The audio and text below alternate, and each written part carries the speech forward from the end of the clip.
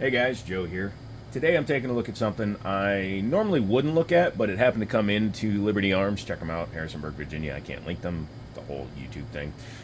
Liberty Arms, Harrisonburg, Virginia. Just check. And they picked it up from a customer and they thought I would like to do a video on it. And honestly, I really do. Because it's an interesting looking gun, it's a throwback to a different era, and it also brings up questions to someone like me who's more of an aesthetically driven and function driven kind of gun buyer, collector, and things like that. But as a channel that's supposed to give you objective reviews, I'm trying to do other things. Also, join my live streams. We had over 30,000 views last night, tons of interaction, and we talked about the fact that I'm getting a really stupid insert to this tattoo. So stay tuned for that. Mondays, Wednesdays, Fridays, 7 p.m. Eastern until whenever we stop. This is the MPA Defender, as you can tell by using the eyes that God placed into your head. Okay, fine, biology. Don't get on that track. But this is the MPA Defender. What is the MPA Defender? Well, the MPA Defender is upside down, but it is a Mac 11, Mac 10 clone. I don't really know the Mac line, so I don't know which one it's more accurate to. But this is a straight blowback imitation of an older gun that uses 5.7 by 28 rounds, which is kind of the cool thing. The really bad thing is that these mags are supplied by ProMag, so your mileage will vary.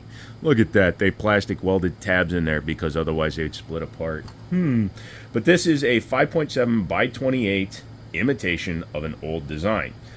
As far as I know, and I could be wrong, somebody can correct me, I don't believe Mac or the original manufacturer of the Mac 10 or 11s produced one in 5.7. I'd never seen a video on one up until I found this one. But I could be wrong.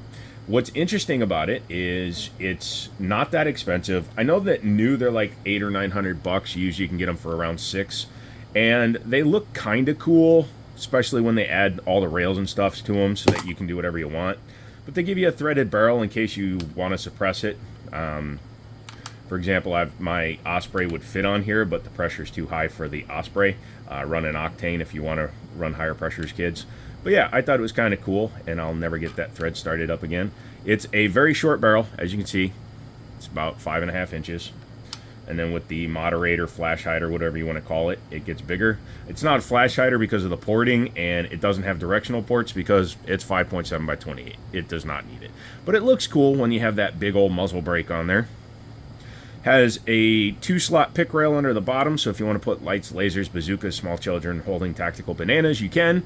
Big-ass charging handle, and it's actually pretty easy to rack. And, of course, it has a flip safety, which was very, very popular back in the day, because you can just, I tried to do it one hand and then I failed. You just doink and you're good to go. Has a, sorry, I thought it was like a rotating flipping sight for short and long distance, but why would you be shooting one of these long distance?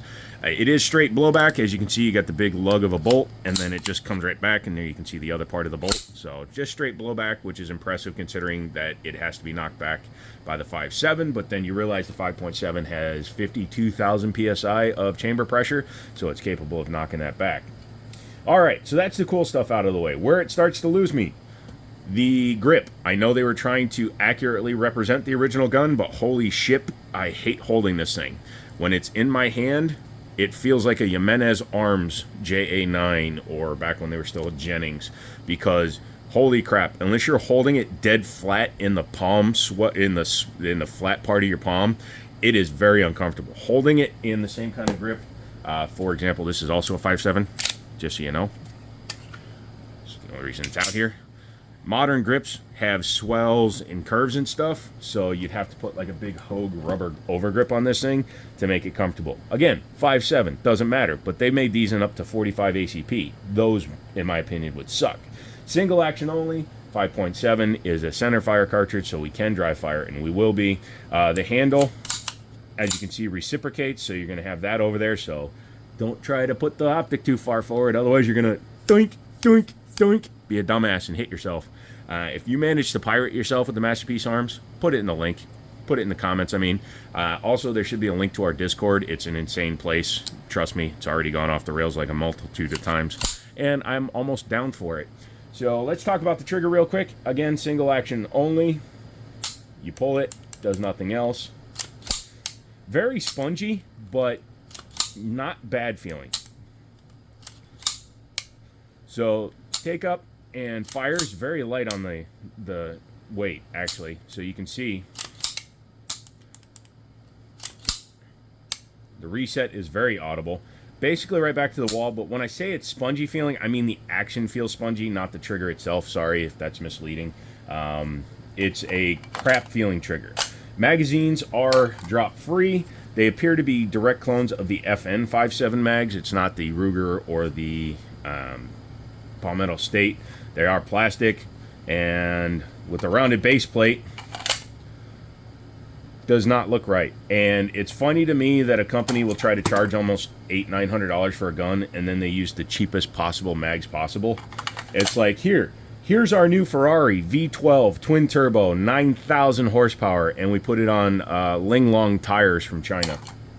It's basically what they're doing. Or we're using injectors from a 1999 Toyota Echo because, you know, who cares if you're feeding fuel to a super cool thing if it's coming out of a super shit thing. But anyways, I wanted to show this gun because this is what 5.7 is most commonly used out of nowadays. There is the FN PS90 and the Keltec P50 and the AR-15 upper conversion that allow you to run rifle length guns. But the reason why 5.7 is taken off is because the patent expired. Just like when Gen 3 Glocks expired, the patent for the FN 5.7 pistol expired.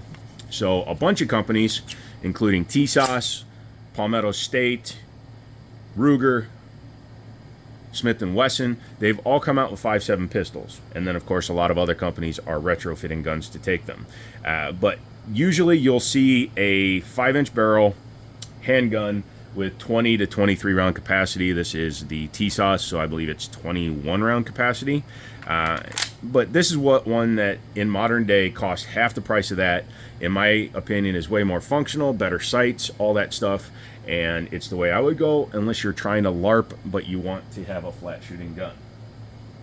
So the choice becomes yours. Which do you want to have? The box is empty. It's a used one, but it actually has a nice case. I wouldn't actually mind finding one of these cases just to carry other guns in, just because I like them. FN uses cases like these, but with hard plastic inserts. So that is the MPA Defender. Sorry, that wasn't a jump cut. I realized I was talking about something completely unrelated to the gun I was showing you. But that is the MPA Defender 5.7. Like I said, you can get them for around $900 new, but don't, because there are plenty of them out there used, including Liberty Arms, Harrisonburg, Virginia, Google them, blah, blah, blah, all that fun stuff. If you own one in 5.7, let me know how it shoots. It kind of seems like it would be a Jam-O-Matic, but if it isn't, good. Come back for another video. Make sure you like this video. The frequency of the videos might change a little bit. The long forms will definitely be twice a week. I'm trying to do shorts every day, but after doing this for so many years, it's hard to come up with something that's a minute long every single day, believe it or not, just because I've done so many videos and so many shorts that it's hard for me to come up with new things to, you know, troll you with. But I will. I'll continue doing that. As more guns come into the channel, I'll make even more videos and we'll have more fun. The live stream is a great place to interact with me directly. How you see me is how you get me. I don't hide anything. I don't lie about everything. Everybody tells white lies, but you know what I mean. I try to be as open, upfront, and honest as I can, which I hope you guys are appreciating. Like the video, put honesty in the comments, because we had an event happen over the weekend and I'm a little disappointed by it. And yeah, come back for the next video. I'm not sure what it'll be. I'm going down to the store right now to help grab a couple of guns, so maybe I'll pick something while I'm down there. That's about it. Come back for the next one. I enjoy our time together. We've had a lot of fun. Come back for another one. And as always, I'll talk to you later.